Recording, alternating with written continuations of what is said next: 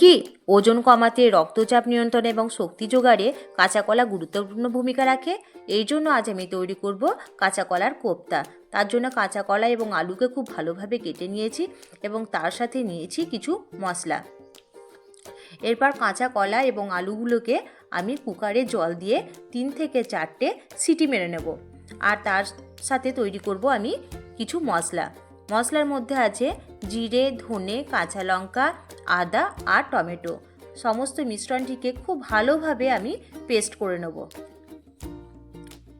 এরপর কাঁচা কলা এবং আলু সেদ্ধ হয়ে এসে ঠান্ডা হয়ে আসলে আমি তাদের খোসাগুলোকে ভালোভাবে ছাড়িয়ে রাখব। এর মধ্যে আমি 1 চামচ নুন, 1 চামচ হলুদ, 1 চামচ জিরে এবং বড় চামচের 1 চামচ বেসন অ্যাড করেছি। তারপর সমস্ত মিশ্রণটিকে হাতের সাহায্যে খুব ভালোভাবে মাখিয়ে নেব এবং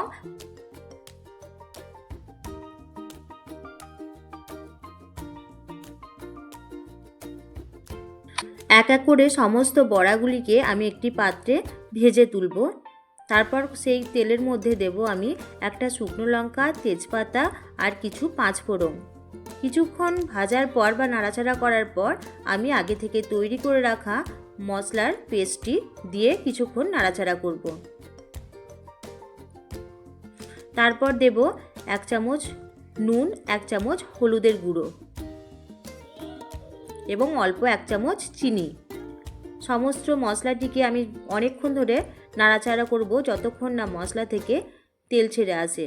তারপর আমি এর মধ্যে অ্যাড করব 1.5 কাপ জল।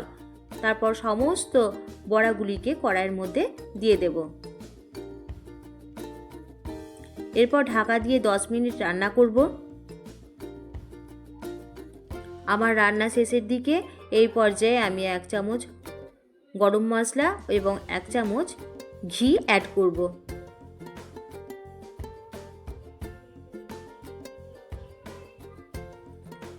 তৈরি হয়ে গেছে দুর্দান্ত স্বাদের রেসিপি কাঁচা কলার কোপ্তা। এরকম নিত্য নতুন রান্নার ভিডিও পেতে আমার চ্যানেলটিকে লাইক, কমেন্ট ও সাবস্ক্রাইব করবেন।